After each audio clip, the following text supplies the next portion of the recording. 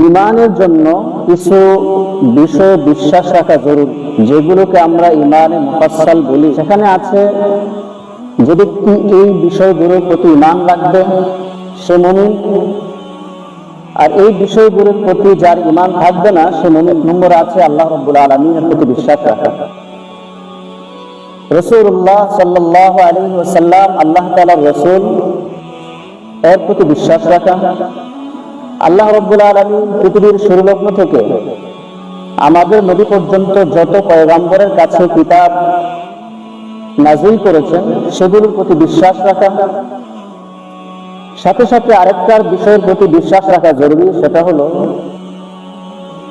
আখিরাতের প্রতি বিশ্বাস রাখা, যে আমাদেরকে এই জীবনের পরে, দুনিয়ার জীবন থেকে বিদায় নেওয়ার পরে আমাদেরকে আল্লাহ তাআলা আবার পুনরায় উঠাবেন,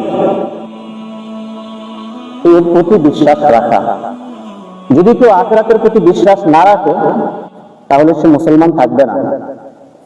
অতএব আমরা আমাদের মনে প্রাণে বিশ্বাস করি যে আমাদেরকে এই দুনিয়ার ক্ষণস্থায়ী জীবন শেষ করার পরে কবরের জগতে যখন আমরা চলে যাব, আল্লাহ রাব্বুল আলামিন আমাদেরকে পুনরায় উঠাবেন হিসাব নিকাশের জন্য। এটা সত্য, এবং সেখানে আমাদের আমলনামার ওজন করা হবে, এটাও সত্য।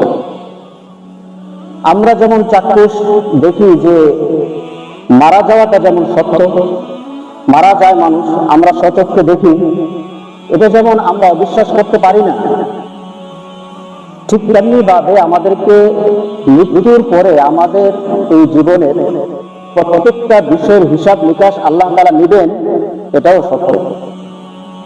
আল্লাহ রাব্বুল আলামিন কোরআনে কারীমে সূরাতুল আরাফে বলেছেন, আল ওয়াজনু ইয়াওমাইযিনিল হক ফামান থাকুলাত মাওয়াজিনুহু ফাউলাইকা হুমুল মুফলিহুন ওয়া মান খাফফাত মাওয়াজিনুহু ফাউলাইকা আল্লাযীনা খাসিরু আনফুসাহুম বিমা কানু বিআয়াতিনা ইয়াজলিমুন।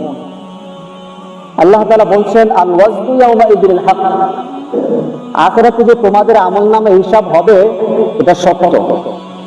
ফামান থাকুলাত মাওয়াজিনুহু, যার আমলের নেক আমলের পাল্লা ভারী হবে, আল্লাহ তাআলা বলছেন ফাউলাইকা হুমুল মুফলিহুন, তারাই একমাত্র আখিরাতে সফলকাম হবে।